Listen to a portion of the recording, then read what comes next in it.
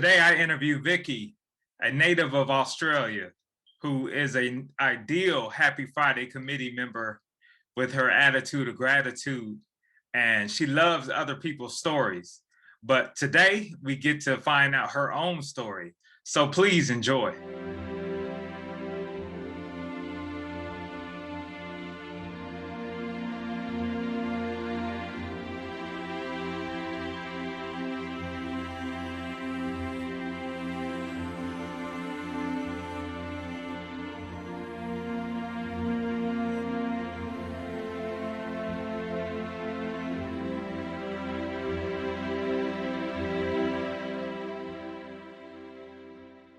Coming on, and I know you have a lot of information to give and a lot of life experience regarding these principles, which is the Happy Friday principles, which is fearless, resilient, intuitive, determined, appreciative, and youthful.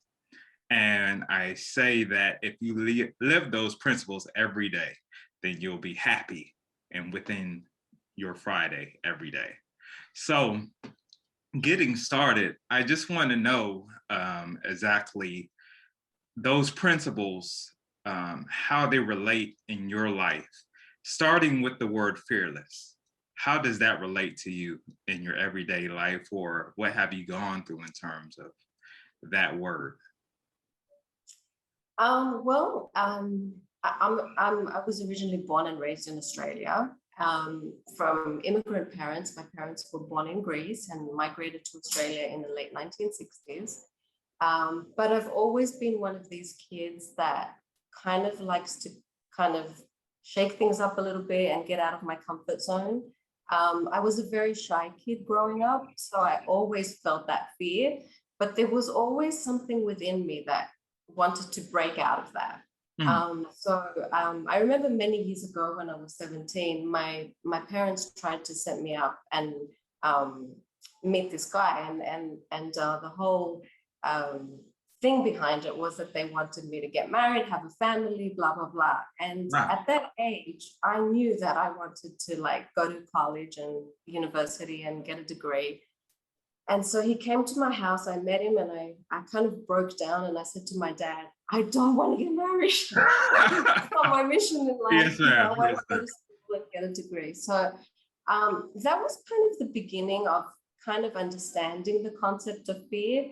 And I think fear is something that everyone deals with in varying degrees. It's an emotion, so I don't think that people can be absent of fear. I just think that when you've taken a lot of risks in life and put yourself out there, that you're more inclined to lean into it and embrace it and understand that it's a temporary thing. And yes, ma'am.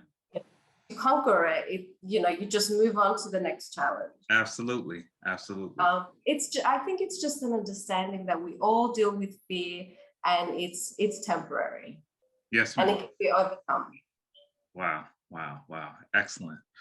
The next principle and word is resilient. Mm-hmm. What does that mean to you? Yeah, that's a good question too. Again, like fear, I think we're all going to face challenges in life and difficulties, and life's going to throw us curveballs that we can't see coming. And it's just the ability to go through the pain and pick yourself up and get back into the game, so to speak. It's just having grit, like being able to overcome and allowing our inner strength to shine through. Excellent. A time in your life that you were resilient. Oh my gosh, I'm feeling a little bit exposed, Jason. Oh, I'm sorry. I'm sorry about that. Okay. No, not at all. I mean, listen, there has to be a level of vulnerability in these types of interviews in order to be able to reach people and help them. For me, I think the time that I demonstrated the most resilience was having gone through my divorce 2 years ago. I moved here because of love. I came to the States because I fell in love with my husband. It wasn't something that I ever anticipated would happen. You know, and here I am, like almost in my 50s, and now having to deal with being a single mom, being financially responsible for myself and my child, having to make every decision by myself. Yes, And ma'am. let me tell you, when it comes to like dealing with auto issues, Yes, you know, ma'am. with car, that was tough because I don't know how to change a tire. I don't know how to do any of this stuff. Yes, ma'am. Yes, ma'am. But you know, there were times that I didn't think that I could do it on my own, and I think I just pushed through. And you know, we ended up selling our house. I had to pack 22 years worth of stuff, sell stuff, give stuff away, move stuff. You know, get up every day and still go to work. You know, keep in contact with my friends, make sure that my son was being taken care of, you know, all that kind of stuff. And somewhere you find that strength within to Wow. do it. So Yes, that would be an example of resilience. excellent. Excellent. The next word is intuitive. What does that mean to you, and how do you live that word? So I am a little bit of an introvert. So I rely really heavily on my intuition and my instincts. And I think we all feel it's something that we all have. It's just a very subtle voice within us that kind of tells us if something feels right or if it doesn't feel right. And I think that's an instinct survival.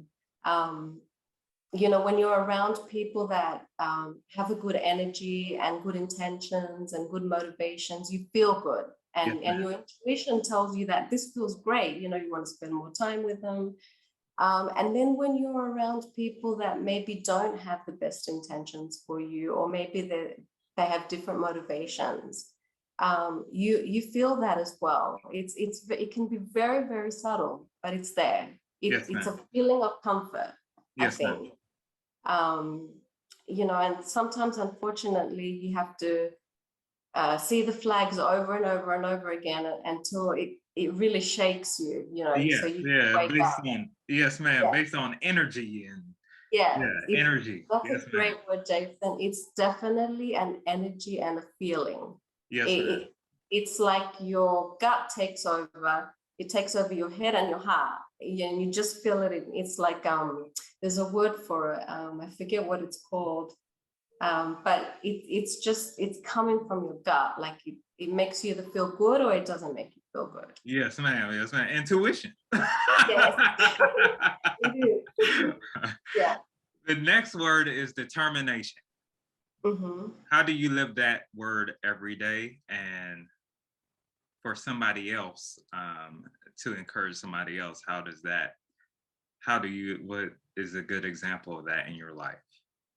It's a great word. I'm a little bit competitive, so I don't like until I've conquered something, I kind of don't give up. Yes. But I think it's also kind of tied in with passion. Like when you're passionate about something and you like something, you know, you're more likely to persevere with it.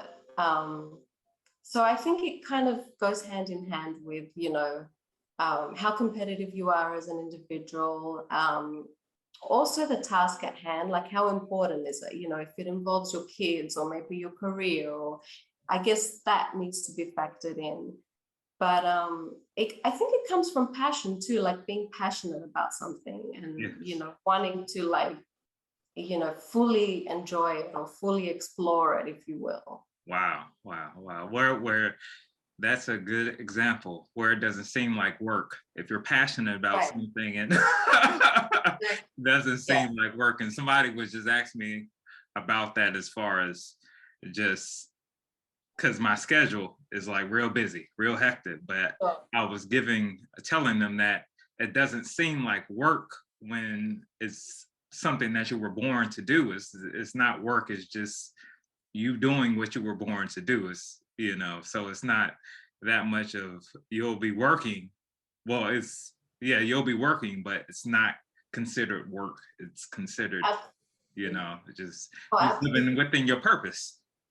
Absolutely. And you hear like every successful person that you hear being interviewed, whether it's Oprah, or whoever's being interviewed, they always tell you to find your passion, Yes, yeah, and yes. make that your career, because you will be determined. It's something that you're going to work at, and it kind of becomes like a labor of love at that point. Absolutely, absolutely. The next word is appreciative. What does that mean to you? Very important to me. I think it's so important to remain grateful and appreciative of all of our blessings that we have in life, because if we stop and think about them, we really have so much, whether it's our families, our friends, our career, our health. Um, but just even being able to get outside and enjoy like a sunrise or a sunset or nature, or I think one of the things that I remember most about COVID was just going for a walk and just for the first time really being immersed in nature and hearing the birds chirping. I had Wow. never experienced that before. Yeah. But the world got so quiet. There were no cars on the road, and you could really hear nature at work and see it at work. And Wow. so, um, just being mindful, again, that's like a really popular word right now, but being in the moment, not thinking about what's happened in the past, not thinking about the future, but just really embracing what we have and being appreciative of all of our gifts, because we have so much to be grateful for. Yes, yes, yes. I heard somebody say that if you live through COVID, you have something to be grateful for. It's just like, yeah. And it's like you Yeah, notice you appreciate the little things, ab- Yeah, so yeah. absolutely. The last and final principle would be youthful. What does that Mhm. mean to you? Okay, that's a tough one for me, Jason. Yeah, I really had to think about that principle because, as I mentioned to you earlier, I'm 50. So um, I don't have the mindset of a 20-year-old. And I remember when I was in my early teen, I would say around 18 to 22, when I was still in university, my mother always used to say to me how nice it is to be youthful. Hmm. And I couldn't understand that concept. I'm like, what is she talking about? Yeah, yeah, yeah. And now I understand it, because you just take it for granted. Like, you're at your peak, you've got so much energy, no responsibilities, and we just take it for granted. And as you get older, you start to really appreciate it more. But I think youthfulness also means seeing the world with kind of like childlike eyes, Hmm. in the sense of seeing the world like as everything's happening to you for the first time, Yeah, just yeah, yeah. really embracing every moment and throwing yourself into new experiences, and just keeping an open mind and an open heart to experiences. And I think that to me means being youthful, just Absolutely. embracing everything as if it's happening to you, because really every experience, even though we may have experienced a level of it in the past, it's always going to be a new experience, because you're sharing it with a new person or in a new environment, or Exactly. so I think that there's an element of youthfulness in that. Wow, wow, wow. So I want to ask you, as far as because you say you're from Australia, Yes. so the as far as what is the biggest difference in terms of Australia and the United States as far as being a youth? And what is the biggest difference? um well, I mean, we're an English speaking country, and now I think with social media, you know we're becoming more and more like the States. Like, when I was growing up as a kid, we didn't have Halloween, we didn't have Thanksgiving, we didn't have any of the holidays. We just used to hear about them or see of them on TV. Okay. um and it was always so fascinating to me, like oh my God, wouldn't it be wonderful to experience Halloween and a white Christmas and all these things? Uh-huh. But we've become very much like the States. I think where we're a little bit different is because we're so isolated from the rest of the world. There's Wow. a little bit of that naivety, I guess, you know, because we're kind of isolated. Uh-huh. So I don't know. I think people are a little bit more laid back in Australia. Um, you know, we have a lot of, we were close to the beach. Our summers are longer, so there's a little bit of a more family oriented, laid back lifestyle. That would be the big difference, I would say. Not as Wow. much as it's become, although it's becoming this way where people are like, you know, 9 to 5 work, going to work, coming home, and, you know, it's becoming a more of a hectic lifestyle. But I think Wow. people take the time to really enjoy the outdoors, spend time with their families. That work-life balance is a lot more prominent in Australia. Wow. Really? Yeah, that would be the main difference, I think. Wow. Wow. Yeah. Wow. And travel. We love to travel because we're so isolated. Like everyone's bucket list is they have to get out of the country. Really? So yeah, so you'll see Canadians everywhere, like whether you're in Europe, you know, New Zealand, um, you know, South America, Australians are everywhere because our main thing is we want to see the world because we're so isolated. Yes, ma'am. Yes, ma'am. So we love to travel. Wow, Yeah. that's excellent. I have to travel to Australia. Yes. But I want to thank you for coming on. I really appreciate this. What is sum it all up as far as just what is the main principle that um, stays with you the most with the Happy Friday Committee? Fearless, resilient, intuitive, determined, appreciative, and youthful. Appreciative. Yep. I think appreciative because every Friday, and I know I don't only speak for myself, but every Friday I wait for your emails. And I'm like, I want to see what message Jason is sending today and how I can apply it in my life. Wow. So, and Thank it's you. just a nice, pleasant break from the pressure and the demands of where's my binder, where's my quote, where's my endorsement. Yes, You know, ma'am.